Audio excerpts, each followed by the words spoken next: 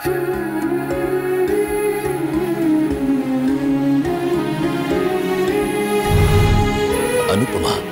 आज रात 10 बजे स्टार प्लस और डिज्नी प्लस हॉटस्टार पर।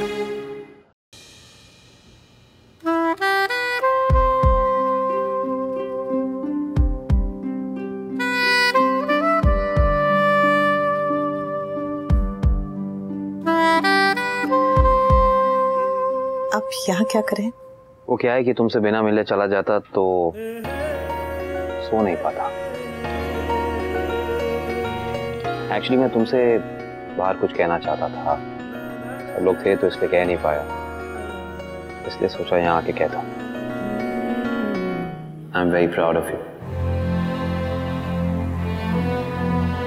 पता है अनु, मैं तुमसे वादा करता हूँ कि सिर्फ हमारी शादी नहीं, शादी के बाद की हमारी जिंदगी भी एकदम फेरी टेल की तरह खूबसूरत होगी।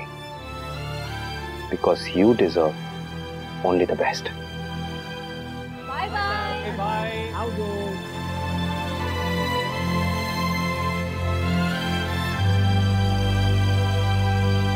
जल लीजिए। जल? थैंक्स फॉर द जल।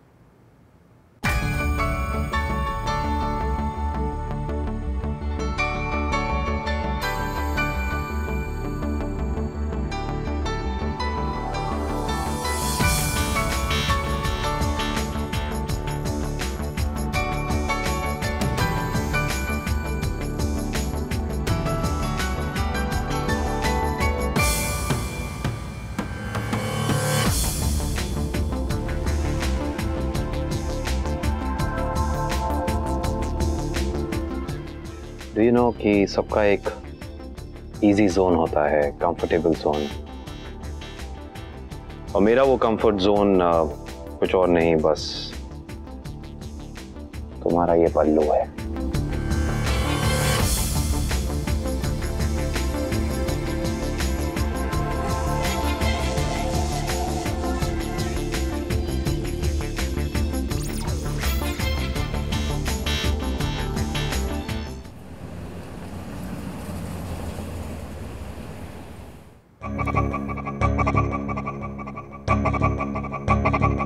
आई थिंक तुम्हें स्टेप ले लेना चाहिए। कैसा स्टेप? पहले तो जॉब के बारे में सोचो, उसके बाद डिवोर्स के बारे में। मॉम प्लीज, मुझे जॉब चाहिए and it's very important. I need your help.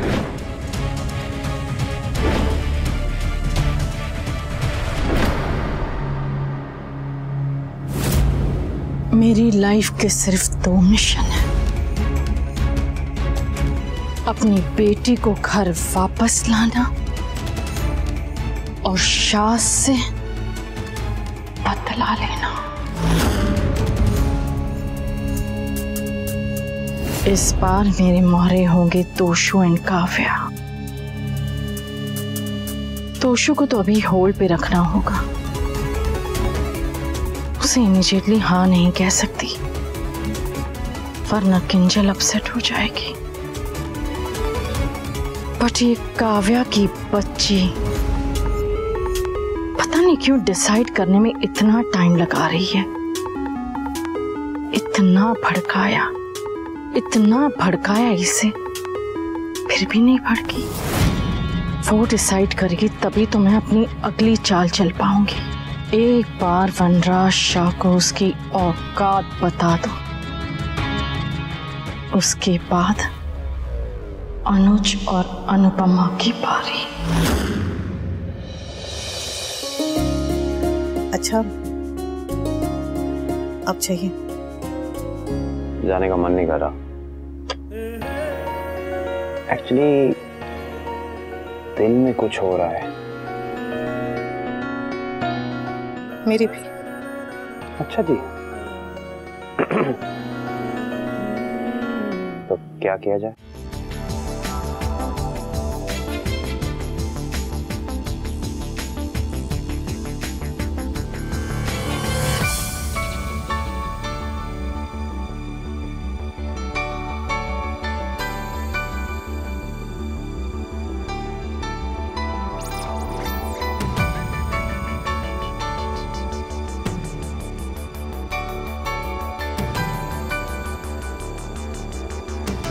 दूध गर्म कर देना, बापूजी और किंजर को दवाई दे देना, और मुझे पोत पोत पोत पोत पोत मिस करना।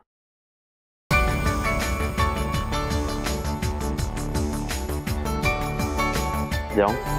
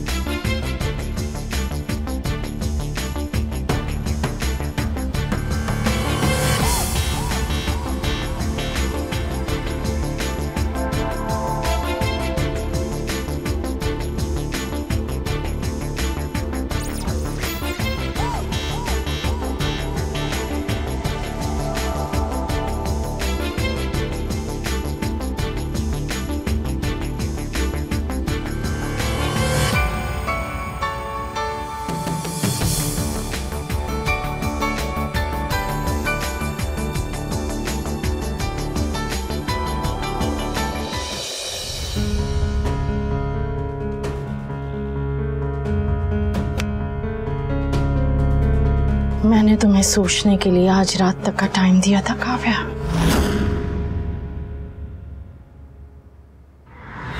आने वाले 1 साल के लिए कॉन्ट्रैक्ट मिल गया है। अनुपमा की तो किस्मत ही बदल गई। उसके साथ सब कुछ अपने आप ही अच्छा हो रहा है, लेकिन मुझे अपना अच्छा खुद ही सोचना पड़ेगा। Come on Kavya, come on.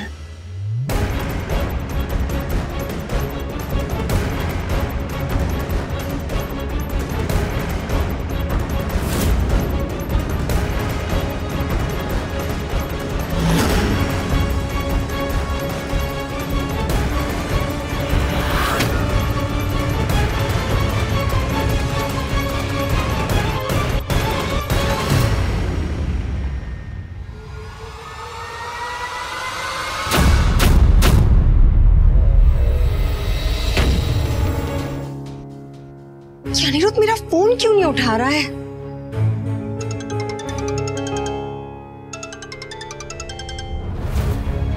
Hi Aniruddh, I am so sorry मैंने तुम्हें इतना लेट फोन किया है।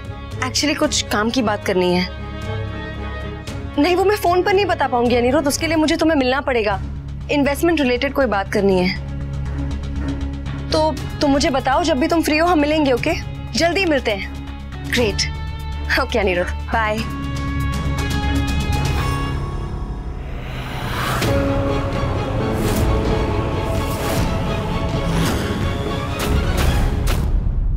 और कोई नहीं मिला अकेलापन दूर करने के लिए?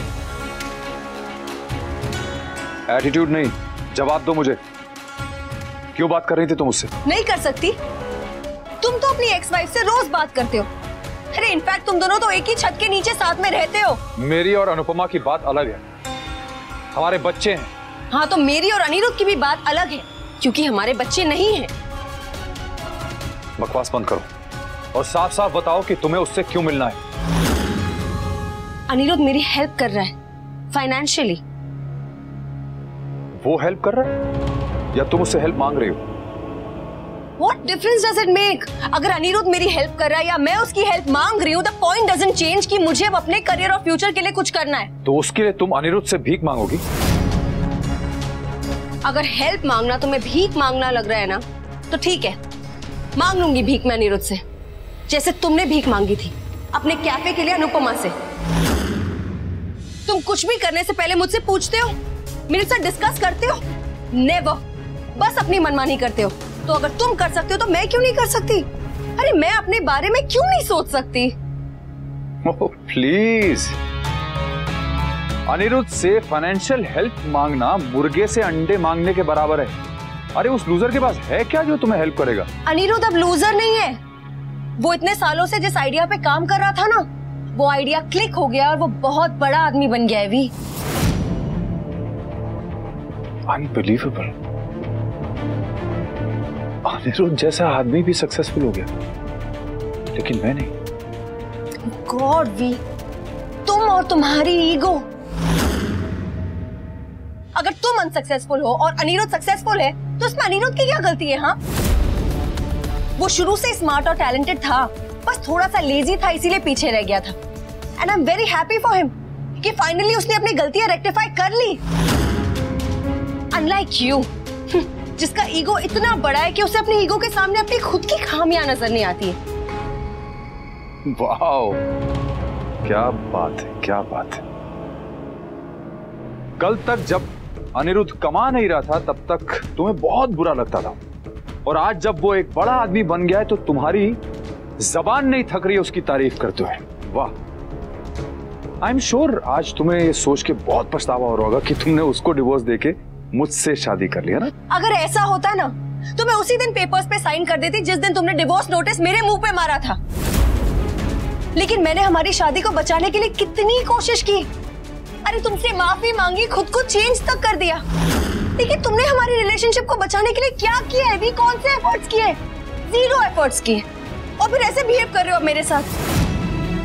तुम मुझे डिवोर्स नोटिस दे सकते हो, अपनी एक्स वाइफ के साथ एक ही ऑफिस में काम कर सकते हो, एक ही घर में साथ में रह सकते हो, लेकिन अगर मैंने मेरे एक्स के साथ फोन पे बात कर ली तो तुम्हें इतने इश्यूज होने लगे। सिर्फ बात ही क्यों, सिर्फ बात क्यों? तुम उसके साथ शिफ्ट क्यों नहीं हो जाती? इनफैक्ट मैं तो कहूंगा कि तुम मुझे डिवोर्स देके उससे फिर से शादी कर लो। कितना आसान है ना तुम्हारे लिए रिश्ते तोड़ देना। कैसा रिश्ता? कौन सा रिश्ता? अरे रिश्ता बचा ही कहाँ है हमारा? ना कोई इमोशनल अटैचमेंट बचा है, ना कोई अंडरस्टैंडिंग बची। पहले कम से कम प्यार तो था, अब तो वो भी नहीं बचा। बचा है तो सिर्फ झगड़े। और झगड़ों की वजह कौन है? तुम और तुम्हारी ईगो। अगर तुम्हें इतनी ही प्रॉब्लम है मुझसे तो तुम यहाँ पे हो ही क्यों? डिवोर्स लो और यहाँ से जाओ। इनफैक्ट तुम यहाँ से चली जाओगी तो शायद मेरा कुछ भला ही हो जाए। पहले तुम अनिरुद्ध की लाइफ से निकली तो वो सक्सेसफुल हो गया, और तुम मेरी लाइफ में आई तो मैं बिल्कुल बर्बाद हो गया।